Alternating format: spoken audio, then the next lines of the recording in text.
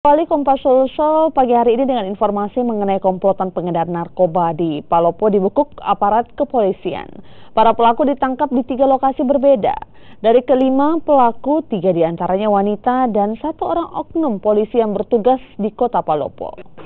Petugas dari Polres Kota Palopo berhasil mengamankan 5 orang pelaku pengedar narkoba dan obat daftar G yang ditangkap di 3 tempat berbeda. Tertangkapnya komplotan ini berawal dari laporan warga.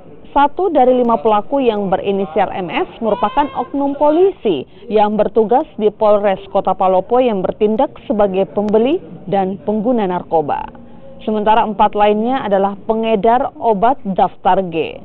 Dari para pelaku, petugas mengamankan ratusan obat daftar G, 2 paket sabu, alat isap sabu, dan kartu ATM.